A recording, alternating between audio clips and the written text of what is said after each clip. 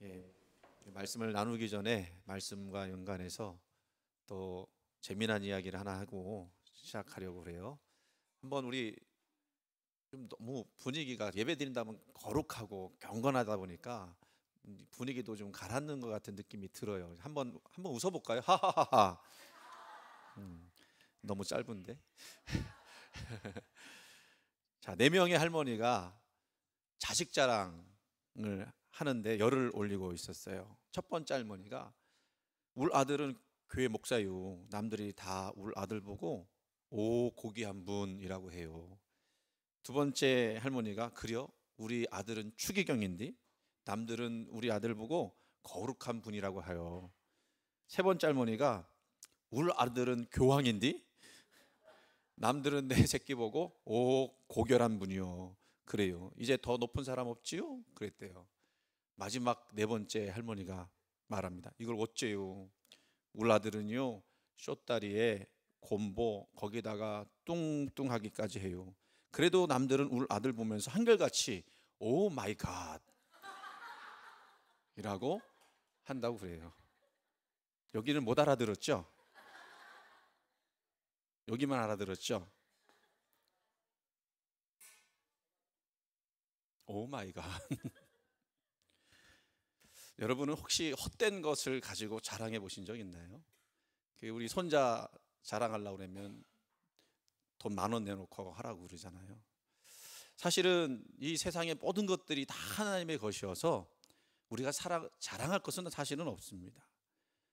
그것으로 우리 스스로를 증명할 수도 없어요. 오늘 설교 제목이 좀 철학적인 것 같은데 존재 증명의 시험을 이겨야 합니다. 사람들은요 자꾸 자기가 얼마나 대단한 사람인지를 자꾸 증명하려고 그래요. 사단 마귀도 우리를 유혹해서 자꾸 시험 들게 하는 이유는 자기를 증명하는 것, 그것이 너의 살 길이다라고 이야기를 해요. 그것이 즐거움이고 기쁨이라고 속입니다. 벌써 사단 마귀는요 2000년 전에 예수님에게도 동일한 시험을 주었습니다. 그리고 오늘 우리 시대처럼 정말로 자기 존재의 과잉이 심각한 때도 없어요. 그러니까 자기를 드러내지 않으면 안 되는 때, 그것이 드러내지 않으면 실패한 것이라고 생각하는 때가 지금까지 없었다는 겁니다. 오늘 본문의 때는요 예수님이 공생애를 시작하시려고 할 때 막 그때였습니다. 1절 말씀 보니까 4장 1절 말씀 보니까 뭐라고 그랬죠? 그때에라고 그랬어요. 그때에 이제 그 나머지 내용들이 이제 시작이 되는데, 그럼 그때는 언젠가? 바로 앞절을 의미합니다. 3장 마지막 절을 볼 필요가 있겠죠. 3장 16절과 17절 말씀을 한번 읽어봅니다. 예수께서 세례를 받으시고 곧 물에서 올라오실새 하늘이 열리고 하나님의 성령이 비둘기같이 내려 자기 위에 임하심을 보시더니 하늘로부터 소리가 있어 말씀하시되 이는 내 사랑하는 아들이요 내 기뻐하는 자라 하시니라. 아멘. 자, 이 장면은요 예수님이 공생애 시작하기 전에 누구에게 세례 받으셨죠? 세례 요한에게 세례 받으셨어요. 근데 세례 받으실 때에 하늘이 열리고 성령이 비둘기같이 예수님에게 임하셨습니다. 이거를 실제로 봤다고 하면 얼마나 아름답고 놀라운 장면이었겠습니까? 거기다가 하늘에서 음성이 들리는데요 뭐라고 하시냐면 내 사랑하는 아들이요 내 기뻐하는 자라라고 말씀을 하셨어요. 바로 예수 그리스도께서 하나님의 아들이시라고 하는 것, 그리고 이 땅에 메시아로 오셨다라는 것을 밝히 드러내는 영광스러운 장면입니다. 근데 특별히 이 장면은요 삼위일체 하나님이 동시에 역사하신 장면이에요. 하나님의 음성이 있었죠, 성령이 임하셨죠, 예수님이 그것을 받아서 그 사역을 시작하셨습니다. 그런데요 그때라고 그랬어요. 그때에라고 시작을 하셨는데, 그때에 그렇게 영광스럽고 능력 있고 힘 있고 사실은 어떻게 보면 영적으로 보면 은혜로울 때 아닙니까? 그 은혜로울 때 성령께서 이 예수님을 어디로 몰고 가셨느냐면 광야로 몰고 갔습니다. 오늘 마태복음에는 성령에게 이끌려라고 되어 있지만 병행 구절인 마가복음에는요 몰아내신지라라고 말씀하고 있어요. 성령 예수님을 막 몰아내셨대요. 뭐 하시기 위해서? 시험을, 마귀에게 시험 받게 하시기 위해서. 그러니까 강제로, 그러니까 본문의 내용은 마치 강제로 예수님께 마귀에게 시험 당하도록 한 것처럼 보이기는 합니다만은 어쨌든 마귀가 와서 시험을 했다라는 거예요. 근데 왜 그렇게 하셨을까? 가장 은혜로울 때, 가장 성령이 충만할 때 왜 하나님은 이런 시험 당하게 하셨을까? 목적이 있어요. 사실은 첫째 아담인 그 아담과 하와가 선악과 따먹으면서 실패했잖아요. 그래서 죄가 이 땅에 들어왔어요.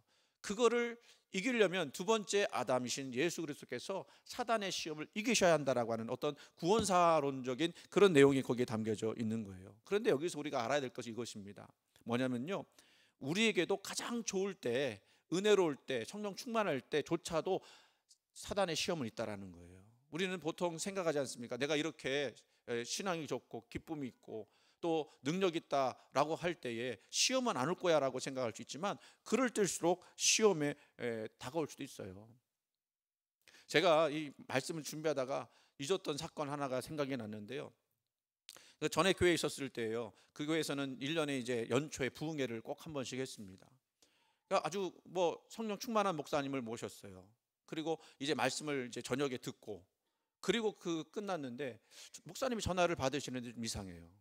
느낌이 이상해요. 말씀을 안 하세요. 나중에 알고 봤더니요, 목사님이 부흥회하러 오신 그 저녁에, 주일 저녁이죠, 사모님이 그 생전 굽고 냄새 없애겠다고 촛불 켜놨는데 불이 난 거예요. 불이 났어요. 그거 정말 아파트였었는데 정말 많이 탔어요. 사모님은 간신히 살았어요. 죽을 뻔했어요. 그 창문 밖에, 그러니까 베란다 있죠? 그 창문 밖에 쭈그리고 앉아갖고는 불길이 다 없어질 때까지 기다렸던 거예요. 나중에 얘기하시는 거예요. 놀랬죠. 왜 이런 일이 났을까? 한 번도 그런 일이 없었던 그런 화제인데, 이게 불시험이죠. 이게 저는 그렇게 생각한 거예요. 하나님의 말씀을 능력 있게 전하려고 하니까, 우리 교회는 그것 때문에 기도를, 부흥회 하면은 기도를 막 일주일씩 막 하고 준비하고 말씀 받았거든요. 그러니까 우리는 못 건드리고 목사님을 건들면 되겠다 싶어갖고 목사님을 건든 거죠. 그런 일이 있는 거예요. 또 귀신 들린 집사님도 봤고, 그러면서 막 기도하면서 귀신 쫓아내기도 하고. 여러분, 가장 은혜로울 때도 그럴 수 있어요. 예수님이 40일 밤낮으로 금식하시지 않습니까? 여러분, 40일 금식하는 것도 쉽지 않지만 40일 금식하시면 영의 눈이 열린다고 그러잖아요. 줄이고 배고파셨을 거예요. 그런데도 사단은 와갖고 시험하는 거예요. 제일 은혜로울 때. 우리가 한 가지 기억해야 될 것은, 이 마귀라고 하는 이 헬라어로 디아볼로스라는 말을 쓰거든요. 영화 디아볼로라는 것도 있었던 것 같고, 게임에 디아볼로라는 것도 있는 것 같고, 그 내용이 뭐냐면 중상자, 비방자, 마귀, 이런 뜻이에요. 중상자라는 말을 우리가 안 쓰기 때문에 그 뜻이 뭔지 아십니까?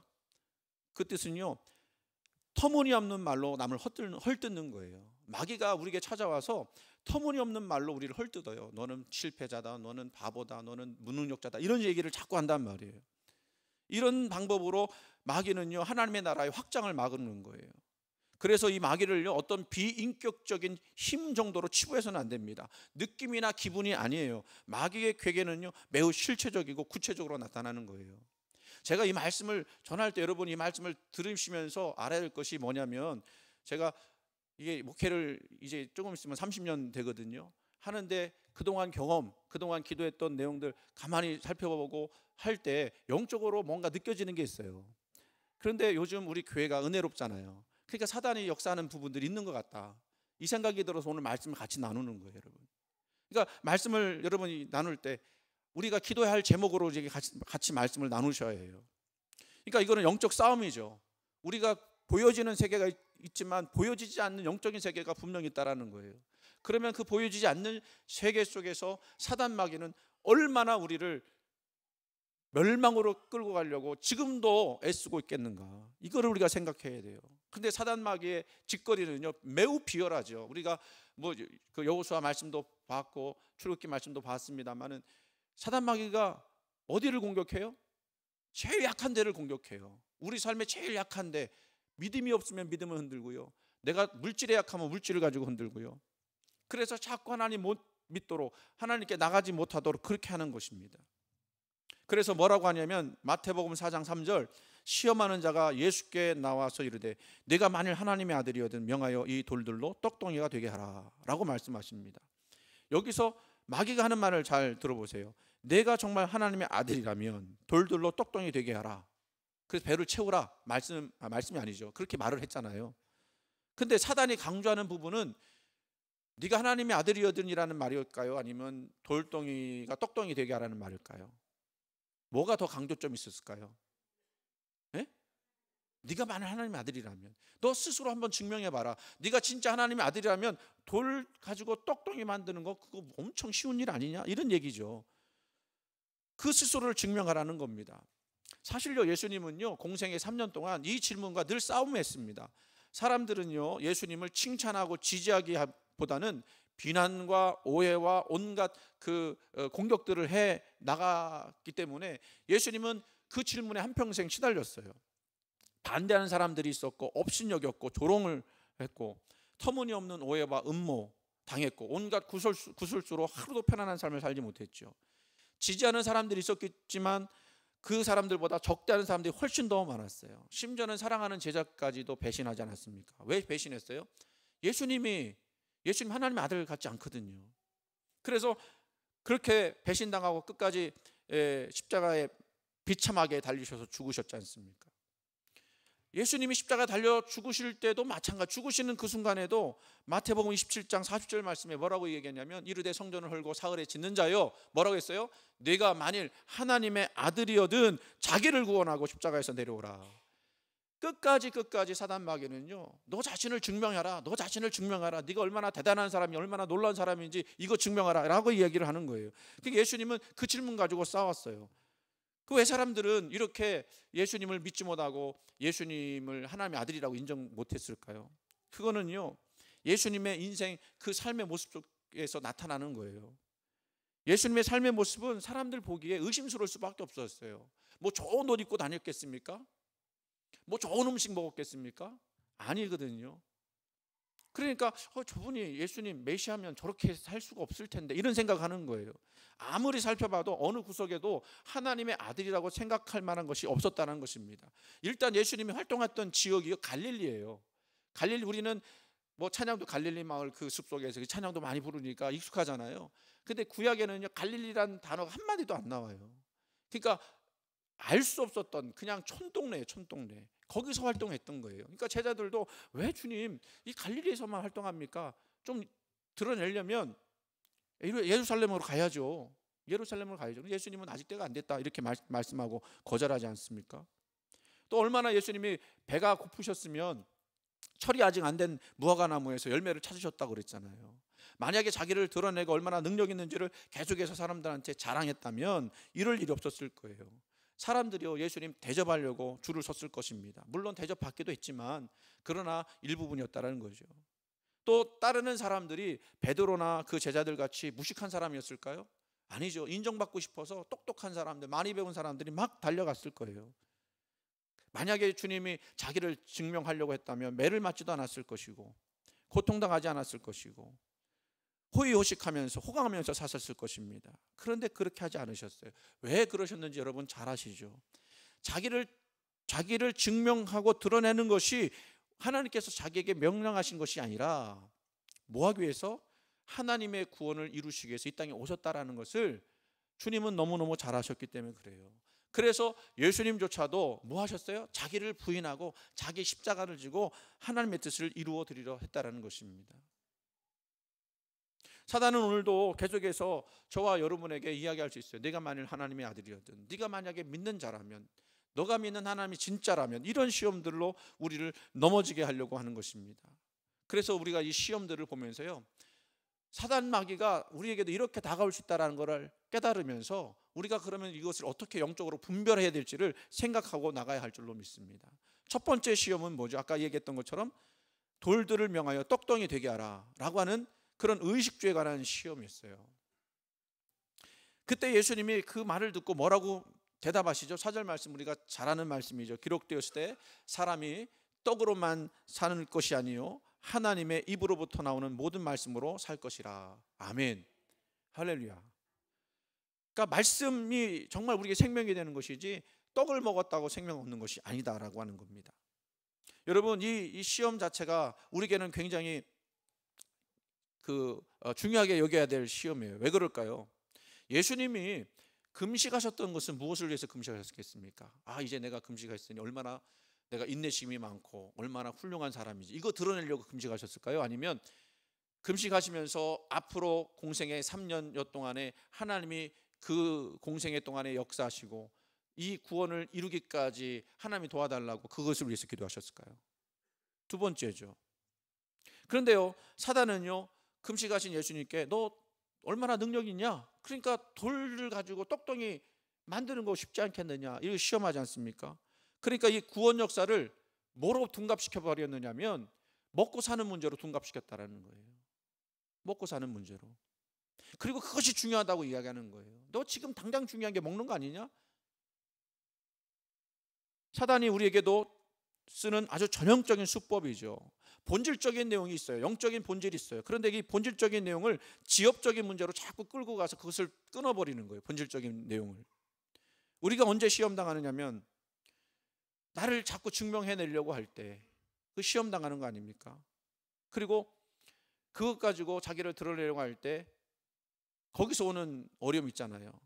쉽게 얘기하면 우리가 교회 생활하면서 또 사회생활하면서 기분 좋다, 기분 나쁘다, 내 마음에 든다, 안 든다, 사람들이 어떤 말을 나게 한다, 안 한다, 이것 때문에 우리가 사역을 하든지 안 하든지 막 그렇게 결정할 때도 있지 않습니까?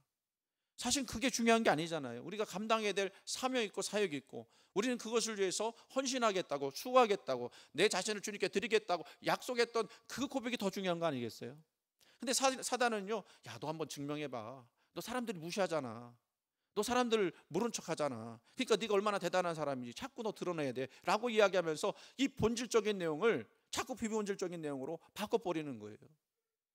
삶에서도 마찬가지지 않습니까? 여러분이 살아가면서 하루하루 살아가면서 우리가 말씀을 읽고 기도를 하면서 이게 중요하다고 하는 걸 우리가 깨달아야 되는데 자꾸 삶은, 세상은 그게 중요한 것이 아니라 돈 버는 것이 더 중요하고 사람들한테 인정받는 것이 더 중요하다고 이야기하고 그러면서 우리 영적인 본질적인 내용들에게는 관심 두지 않는, 우리가 그걸 넘어서야 할 줄로 믿습니다. 그걸 분별할 줄 알아야 합니다. 사단 마귀는 계속해서 이 본질적인 내용들을 자꾸 끊어버리려고 해요. 두 번째 시험은 뭐죠?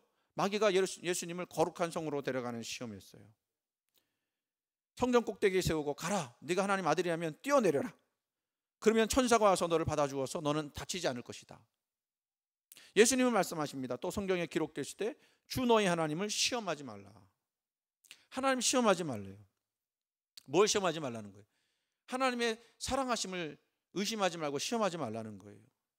여러분, 지금은 그런 일 없지만 옛날에 슈퍼맨 한참 유행했을 때 진짜로 아이들이요, 이 보자기 목에 이렇게 메고 등에 이렇게 슈퍼맨 이렇게 뭐처럼 하고 뛰어내리는 거 있었어요. 아파트에서 뛰어내려서 막 죽기도 하고.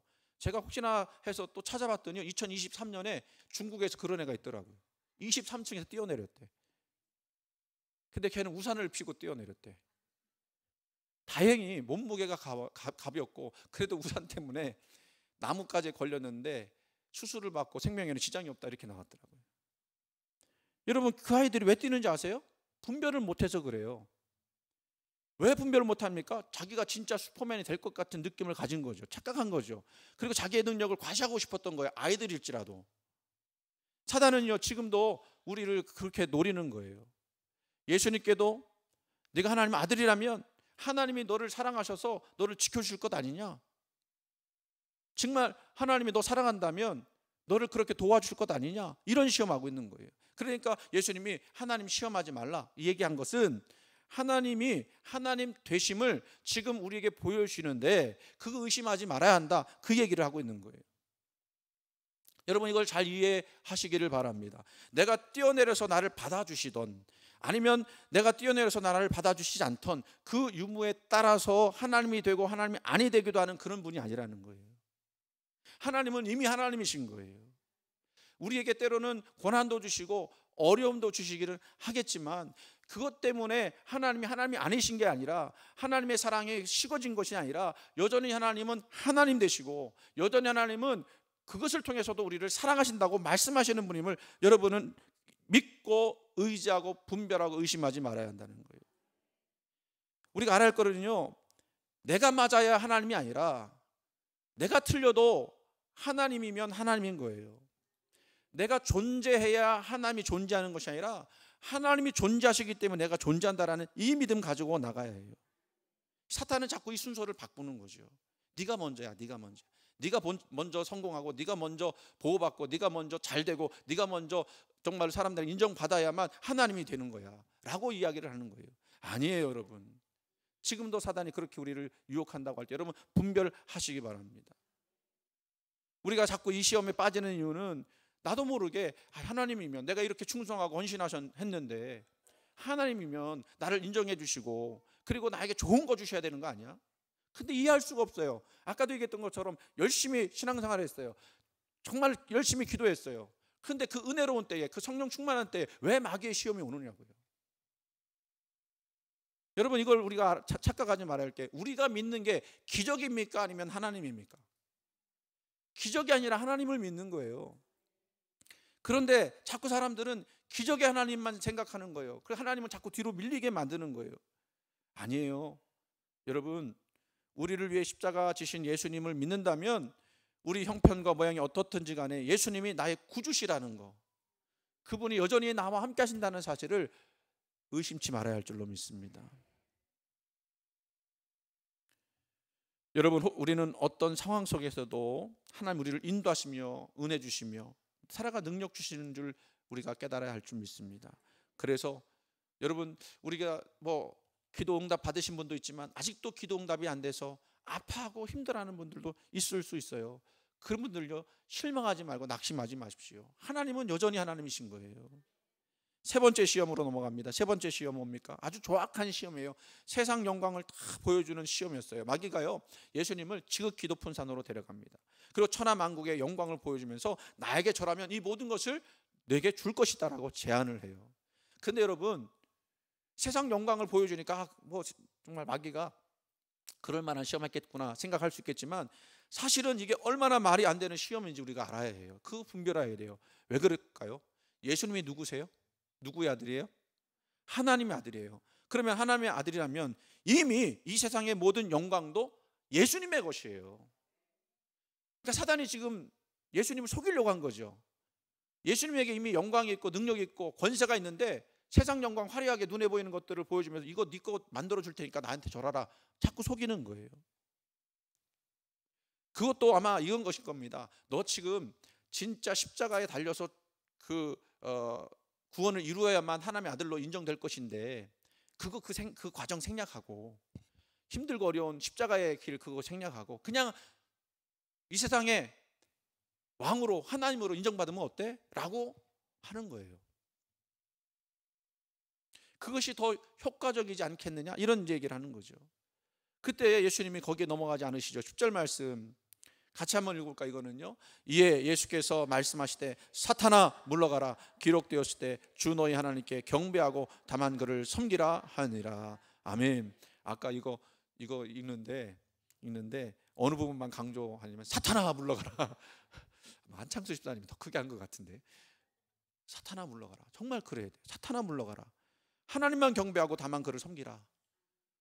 예수님은 안 거예요. 이 모든 것들이 다 이미 우리 것이다라는 걸 아는 거죠. 여러분 어떠세요?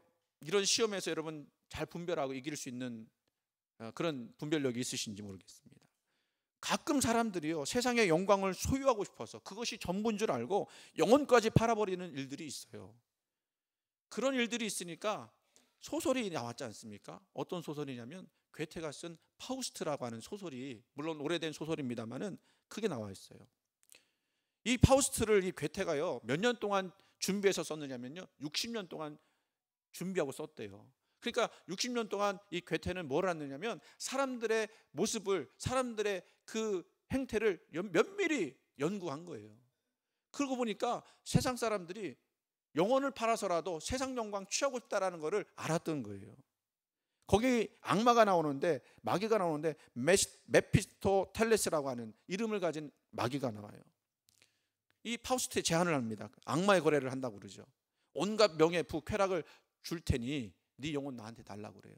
근데 그 영혼은 그냥 달라고 하면 안 되니까 뭐라고 이야기하냐면 이 말만 안 하면 된다. 무슨 말이냐면 멈추어라. 너는 정말로 아름답구나. 이 말을 하면 네 영혼을 뺏어가겠다라고 이야기하는 거예요. 그래서 파우스트가요, 이 악마의 거래를 해갖고는요, 자기 명예, 부호 이거 다 가져가요. 그런데 보니까 더 가지지 않더라도 아름답더라는 거예요. 그러니까 멈추어라, 너는 정말로 아름답구나, 이야기를 해버렸네. 그래서 사단이, 마귀가 네 영혼을 가져가야겠다라고 얘기를 해요. 근데 거기에 하나님의 놀라운 개입하심이 있어서 결국 파우스트는 구원을 받는다는 이야기였어요. 근데 그 내용이, 이 멈추어라, 너는 정말로 아름답구나, 이 얘기가 뭐예요? 이 현실에 있는 하나님의 은혜가 이미 충만하다, 그 얘기잖아요.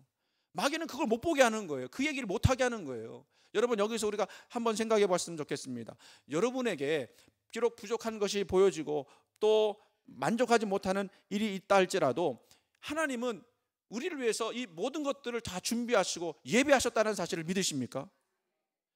사단 마귀는 지금도 모든 영광, 그 능력, 이것이 이미 우리 것인데도 불구하고 우리 것이 아니라고, 아직 가지지 못한 것이라고 자꾸 착각하게 만들고, 그래서 세상의 것들, 헛된 것들에 목매게 만드는 일들을 계속 우리에게 벌이고 있다는 거예요. 그래요, 여러분, 우리가 오늘 분별해야 될 건 뭔지 아십니까? 하나님의 영광이 이미 저와 여러분에게 있는 줄 믿으시기 바랍니다. 그것을 믿고 믿음의 자신감을 가지고 나가야 돼요. 하나님의 영광이 올 것이 아니고 이미 우리 가운데 있다고요. 그 영광이 은혜로 이미 우리 하나님의 자녀가 되었고, 자녀된 권세를 가지고 우리는 살아갈 수 있다라고 믿고 나가야 하는 것인 줄 믿으시기를 바랍니다. 제가 그래서요, 이런 고백을 했어요. 한번 그 오라라고 하는 부분 한번 여러분하고 저하고 같이 한번 선언했으면 좋겠습니다. 시작.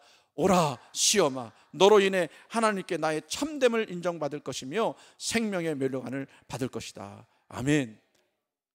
이번 달 말씀이죠. 야고보서 1장 12절을 제가 좀 변형을 했어요.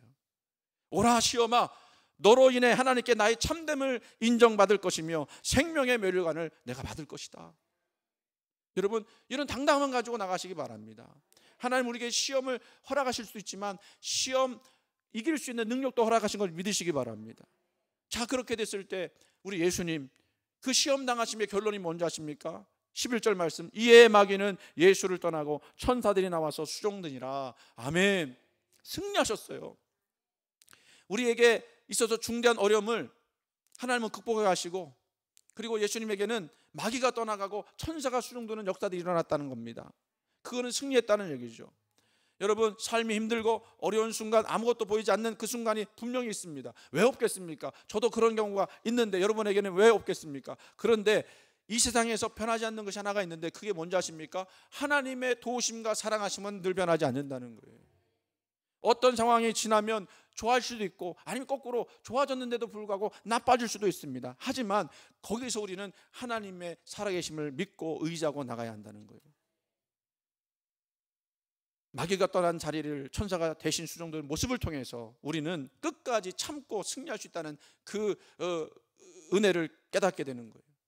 하나님의 영광을 이루는 백성으로 축복의 자리에 이르기를 각오하고 끝까지 여러분 승리하시기 위해 전력하시기 바랍니다. 말씀드린 대로 시험도 있어요. 왜 없겠습니까? 아까 처음 얘기했잖아요. 가장 은혜로울 때, 가장 성령 충만할 때 시험 올 수 있다고요. 그래도 포기하지 말고 실망과 지루함으로 지치지 말고 나가야 합니다. 하나님의 도우심을 구하고 고비고비 순간순간마다 끈질김과 하나님에 대한 절대적인 신뢰를 가지고 그 고개를 넘어 마지막 하나님 우리에게 맡겨주신 그 사명 온전히 이루고자 하는 영적 의지와 믿음의 사람 다 되시기를 주님의 이름으로 간절히 축원을 드립니다.